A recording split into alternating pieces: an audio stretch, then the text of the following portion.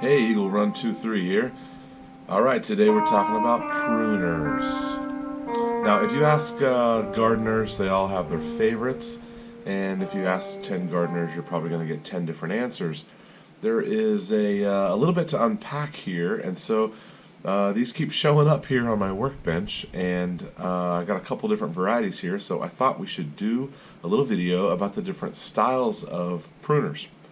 Now, you may not give this much thought, and really at the end of the day, it may not matter too much to you, but there are some very distinct differences between different types of pruners, mostly being two categories of either an anvil type pruner or a bypass type pruner. Since I have so many different examples here, I thought it would be a good time to kind of show some of the differences and talk about the care and how they work and how to sharpen them and all that good stuff. So I've recently made several videos on pruners. One of the ones that was in that video is this Corona. This is a bypass style. Let's see if we can show you what that means. Bypass basically just means that it's a scissor action. So you have a non-cutting part and then a cutting part, and they scissor together. And these are really the best in my opinion because they make nice clean cuts. And a pair like this Corona right here, these are in the $25 range, and it is a really great pruner that you'll have for a long time. It's completely able to be rebuilt and reused and sharpened, and it's made with good steel. It holds a good edge. I've got these guys really sharp, and I've used them once or twice since the video, and they're in great shape.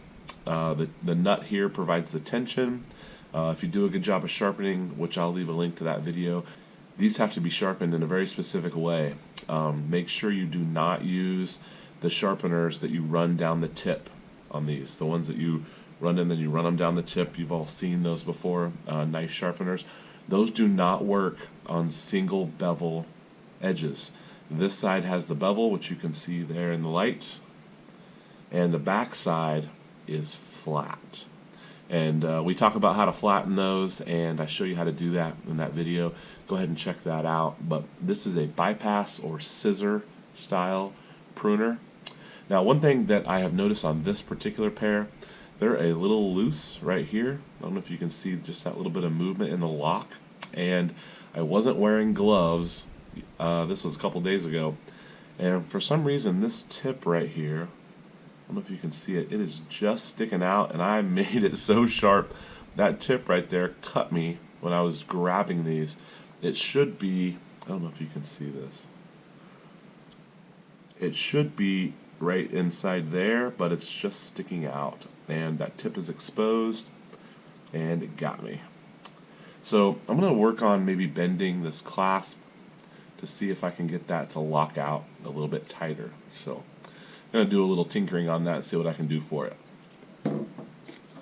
In the same category of bypass, these are also made by Corona. These are really my favorite pair. They got left out a couple weeks ago, and they just kind of instantly rusted. I guess I didn't have a good coat of oil on them, but these will be coming up in a video soon, and we'll get them put back together and sharpened up. You can see I got some surface rust, but we'll get these sharpened and oiled and back in shape. These are really nice. They have a good action to them. They're also a little maybe more ergonomic with the angle here. I have no problem with these that are straight, but when you hold these, they do feel a little bit nicer. So that's just kind of up to you. That part of the styling is just personal preference. These lock nice and go well in your pocket or whatever, but I like these. These are Corona. These are also in the $25 range. Speaking of price, I actually saw somebody posted in one of my gardening groups that these were half off this time of year. So it's early October right now, 2019, and you can get these for in the $10 range at some of the garden centers. So be on the lookout for that. Even if you aren't going to use them right away and you see these guys for half off, grab them. They're great. This is the Corona brand. Both of these are Corona. Highly recommend those.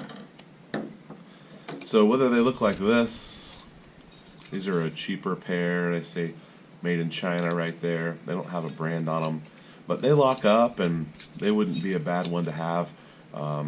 Someone dropped these off. I'm going to get them cleaned up. These Fiskars with a little simple latch lock right there. These are also bypass. So make sure you sharpen just the one side, flatten the back. We'll get those cleaned up as well. And this is a Fiskars. These are mine, and I did a video on these as well. Be sure to check that out. We wire wheeled the entire surface, got everything all cleaned up. I wired the nuts and the bolts, and these are looking really good. They're also working very well, and used them a few times. They might need a little bit of oil, but sometimes on the bypass, one of the problems that you have with these is that if the material is too thick, you're going to have some deflection in here, and you might get some stuff that twists and it doesn't make a nice clean cut. So usually that's a sharpening problem, could be a tension problem. You want to make sure that back is flat because you don't want any space between these two. They're supposed to come together like scissors, and you should be able to feel that scissor action when they're all done. So one of the main advantages of the bypass is a nice clean cut, and that's basically what you're looking for. But these have a limit, and most of that is going to be in size and thickness. They just don't work on the heavier stuff, which is why there is another style, and that is the Anvil style. Here's a nice pair of Riker brand pruners. I had not seen this brand before, but I picked these up from a gardening friend, and gonna get these tuned up for her. They are not cutting. We were trying to trim back some irises on a project the other day, and they're just not working for her. This is an Anvil style, and what that means is that the blade, you can see, let me see if I can get it right there. If you can see, the blade actually goes straight down. It's a pushing through the material, and so you have the solid part at the bottom and the blade comes on top. So that's kind of the idea with the Anvil style. These work great for a little bit larger material, and they also work great for maybe some dead material. When a clean cut, it really isn't really important. If you can hear these things, these guys are actually ratcheting, which I don't have any branches here, but I have a little piece of oak. When it bites, it actually ratchets so that you can continually get better chomps and stay in the power zone of your hand. If it doesn't ratchet, you only have that range of motion to complete your cut, whereas these, it'll ratchet, and you can go back and get another bite and make your cut. Guess that died.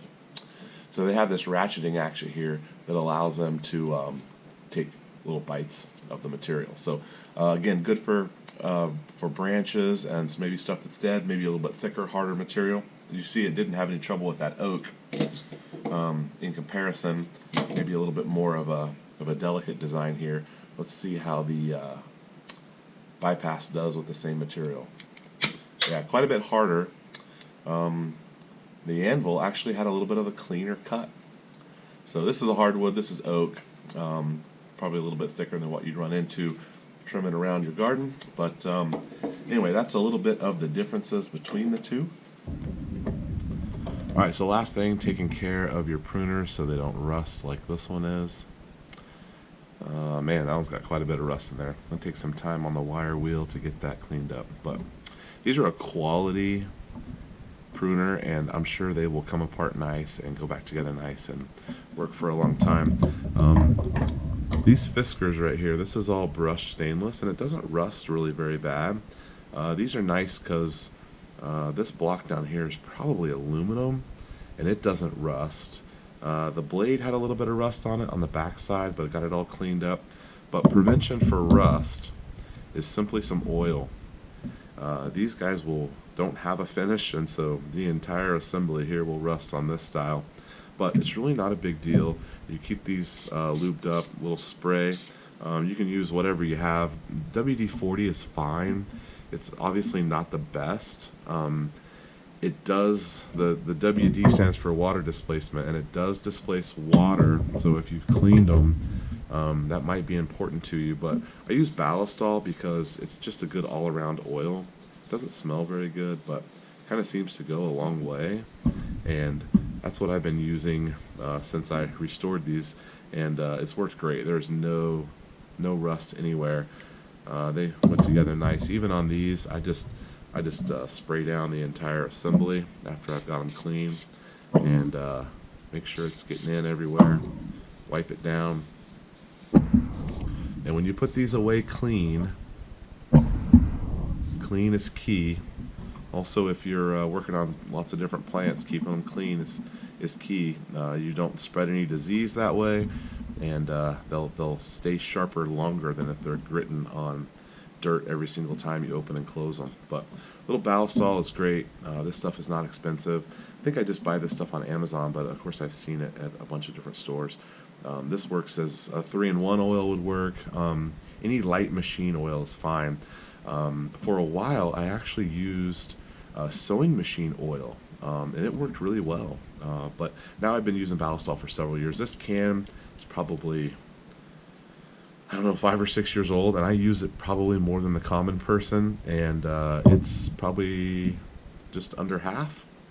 So it lasts a long time. If you get the trigger pull balisol, it'll last longer because you can control the amount. I tend to waste a little bit because the spout doesn't have as much control. But again, any oil will work. WD-40, if you got it, go for it. That'll be fine. You don't need to go buy anything, but keep them oiled. So for most of your general purpose stuff, the bypass is the way to go. You'll be happier with the clean cut. You just have to watch out for the sharpening. It is a little bit more difficult to sharpen because you can't use those cheater sharpening devices that you just run over the tip, because you'll mess up your blade angles. Now, if you do mess up your blade angles, I can fix them. And maybe we need to find a pair that's got the angle. Maybe one of these are messed up. We'll have to see when we get to them. But I can show you how to fix that. It's not the end of the world, but it does involve removing some material, which takes time and effort. So, all right, well, that is a brief overview of the differences between Anvil and bypass.